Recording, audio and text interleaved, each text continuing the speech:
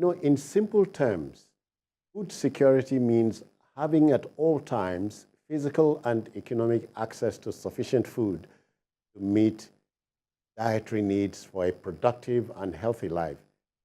So in a bid to address rising food inflation in our country, President Bola Tinubu has declared a state of emergency on food security and unveiled a series of immediate interventions aimed at ensuring food availability and affordability. The Special Advisor to the President on Special Duties, Communications and Strategy, Dele Alake, briefed the media on the presidential intervention on food security, food pricing, and sustainability. Food indeed is national security, Jide. President Bola Tinubu says his administration is worried about the clear and present danger to food security in the country. The recent policy of fuel subsidy removal has taken a toll on food prices and now threatens food security. President Bola Tinubu's declaration of a state of emergency on food security seeks to reverse the inflationary cost of food items and ensure affordability. The President has declared with immediate effect the following actions. 1, a state of emergency on food security. 2, that all matters pertaining to food and water availability and affordability as essential livelihood items be included within the purview of the National Security Council. The annual inflation rate in Nigeria rose for the fourth consecutive month to a near 18-year high of 22.41% in May this year. These new measures introduced by the Tinubu administration is meant to stop the hike in food prices and possibly force a downward trend. We shall create and support a national commodity exchange board that will review and continuously assess food prices as well as maintain strategic food reserve that will be used as price stabilization mechanism for critical grains and other food items. It seems this time the federal government may be out to find a lasting and sustainable solution to the farmer herders conflict, which again is a serious threat to food security. President Tinubu's administration says it will adopt ranching as against cattle herding. The president seeks an increased and improved participation of relevant government institutions and stakeholders in the agricultural sector. But he insists the Central Bank of Nigeria will continue to play the lead role in funding the value chain of the agricultural sector that already accounts for 35.21% of employment in Nigeria. This latest government initiative is expected to draw the country closer to achieving Sustainable Development Goal 2, which focuses on ending hunger, achieving food security, improved nutrition, and promoting sustainable agriculture. Femi Akonde, TVC News, Abuja.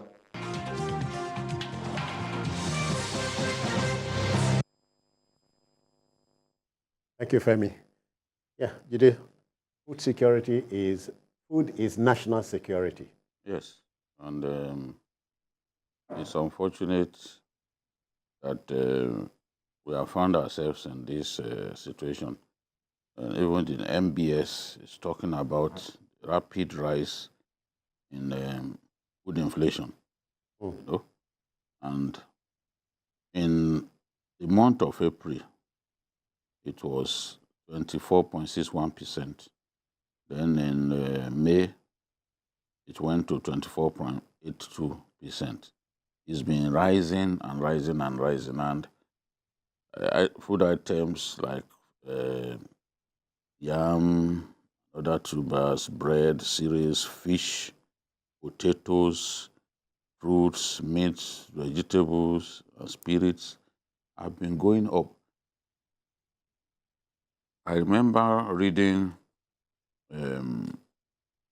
one of the children of one of Nigeria's biggest billionaires, you know, in Borno State, complaining about the fact that a basket of tomatoes was extremely costly. And people were saying, oh, the rich also cry, you know? And if she can be complaining about the fact that tomatoes have become so expensive, you can imagine how the ordinary Nigerian use. In fact, it was said that some Nigerians were using eggplant instead of tomatoes. It's that bad. They could no longer afford tomatoes. And even the local tomatoes that is grown in this part of the country, some people have gone back to it. Of course, in terms of its viscosity, you can't compare it to the one they bring from the north. That's it. That's it. It can be wider than the one they bring from the north. It can be bigger. But the one from the north is of better quality. I'm not saying this to discourage farmers around here who want to grow that species of tomato, but the truth is what it is. The truth is the truth. But it's not tomatoes alone that we are talking about. Vegetable oil. Prices of food items are just on the rise. And I remember that in his manifesto, Asiwaju talked about his desire to stabilize prices. So what they are trying to do now is to stop this constant rising of food prices by trying to achieve some level of stability, and we're talking about making fertilizers available so that our people can grow a lot more food, and releasing even grains from the strategic reserve. And the president also talked about his desire to see ranching promoted as against herding. A lot of the fighting that we see between farmers and herdsmen is as a result of this unrestrained herding. Grazing areas have shrunk. A lot of the grazing areas in Southern Kaduna, in Niger State, in Zamfara, and other places, they've been taken over by bandits. So people can't have access to those places anymore. So wherever there is good pasture, farmers are interested, livestock farmers are interested in such a place. So it brings conflict in the end. Whereas if we opt for ranching, both the farmer and the crop, both the livestock owners and the crop growers, they will benefit because your cattle can actually eat crop residue. That's it. That's it. You know, in the same from the same place. Yes. The same environment. And the cattle can provide manure for you to grow your crops. That's it. The Nigerian farmer, as well as the livestock breeders, they've not come to the realization that they can actually have a symbiotic relationship, a relationship that is mutually beneficial to them. So rather than come together and say, okay, within this area that we both use, I can help you to grow pasture. Good pasture will be ready within a period of 3 years. I can actually be the one that grows it while you raise your livestock. Your livestock will benefit from my crop residue. My crops will benefit from the manure generated by animal dung, which is from cattle, you know? So all of this needless fighting in Benue, in all these places, they are not necessary. We have to embrace ranching. Ranching would even give us much bigger cows and all that, instead of cows that are worn out because they've been made to trek the entire length of the country. That is the way to go. It's the modern way. And it ensures that you are free from cattle rustlers. Because where you have a proper ranch, there will be security, there will be veterinary doctors, there will even be schools for your children. I've seen a few ranches built in the north. Honestly, even stadium where they can play. Matawale built a ranch in his, that's the former governor of Zamfara. I saw it myself. I did a documentary. They have their Mami markets. They have their stadium. They have schools for their children. So while you are involved in cattle breeding, you can actually live your normal life. And there will be a market where your women can sell the milk. The market is available, and availability of water is guaranteed because cattle does not joke with water. Oh, yeah. Oh, yeah. If you feed your cattle water sufficiently and you give them good food, Yeah. concentrates, you can actually get a lot more milk. In Nigeria, we get on the average about 1.5 liters of milk from our cattle. That is lower by far to the global average. Other African countries will do even up to 8 liters. Some African countries will do up to 8 liters of milk a day. And our own cattle can barely do 1.5. Even when that 1.5 is in the rainy season. Yeah. So there's a lot that we can do to make things better, to make food more available to our people. Security, we have to defeat insecurity. Otherwise, most of our food belts, the major food belts in our country are not safe. The Northwest is a major food belt. Northwest is not safe. North Central is a major food belt. North Central is not safe. The Northeast, Borno can grow so many. Borno alone can feed the entire country. Yeah. But is Borno safe? Many parts of Borno are not safe. So we have to improve on security. I remember Nigeria of your, the bulk of the fish we had from the Northeast was enough to feed the South, if you permit that. You know, all of this he has talked about must be counteracted with global warming and all that. So you ask yourself, why aren't we thinking right? Because it is said you think out of the box at a time like this. You know, necessity is the mother of invention. So why are we not going the way the world is going? Is it deliberate? It is deliberate. While BK was giving a submission, I recall that when former governor of Kano State, Ganduje, was governor then, and these incessant issues of farmers' headers clashes then, he offered a massive land for ranching.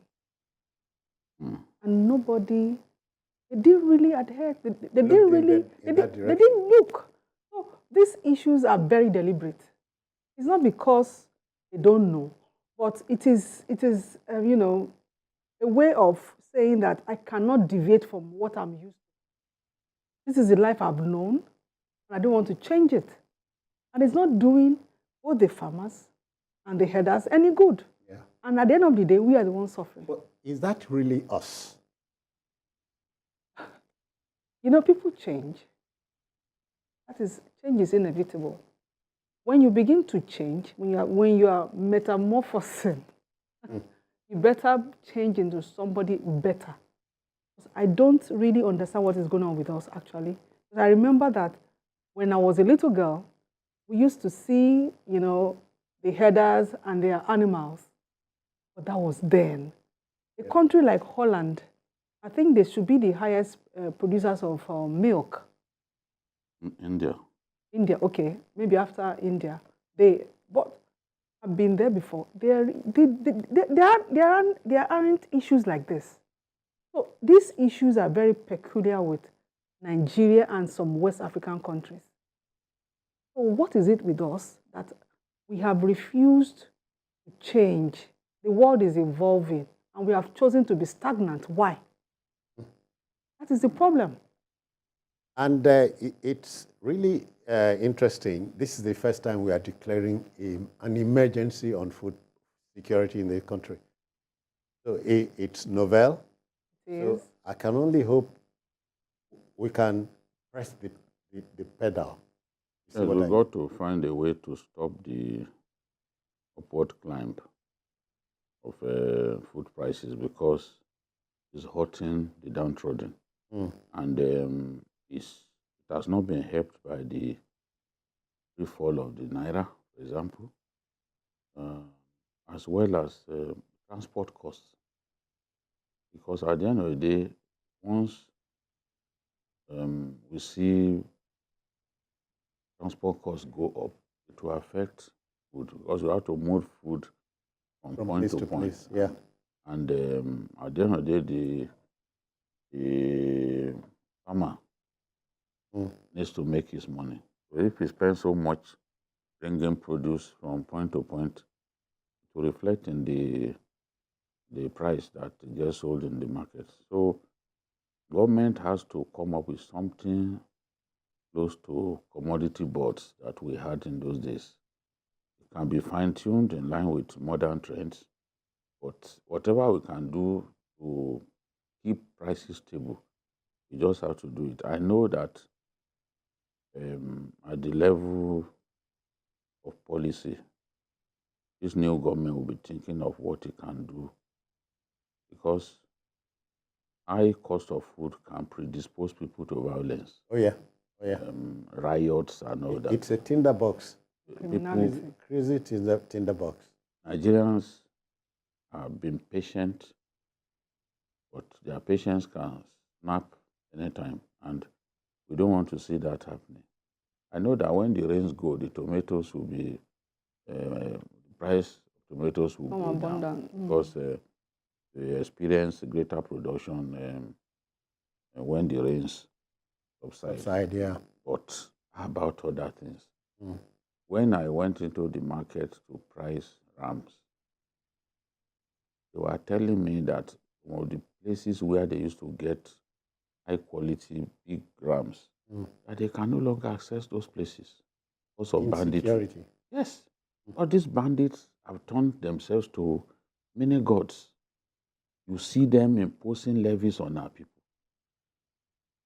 A bandit will take over a community, just similar to what Boko Haram is doing. There's a thin line that divides them now. A thin line that separates terrorism from pure criminality, banditry. Yeah. You know, so they'll take over a community and say that they have appointed a district head. He comes to tell everyone that, look, this is the district head. That is the person that you must pay levies to. And anybody who doesn't pay levy will be flogged in the open. I've seen videos where they were flogging adults. And people are going through a lot. People flee their farms before 5 p.m. Because if you remain there, nothing is guaranteed. They'll pick you up. So, as we try to come up with short, medium, and long-term strategies to stimulate agri-production, address food insecurity, we have to realize that defeating insecurity, especially in our major food production beds, will help us in our desire to address, to address food insecurity, because frankly, there are places that you and I can't go now, that in the past it was a joy to go to. Yeah, are you telling me? Yes, it was a joy to go. You get up.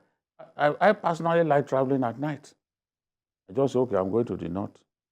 Get up. Wait.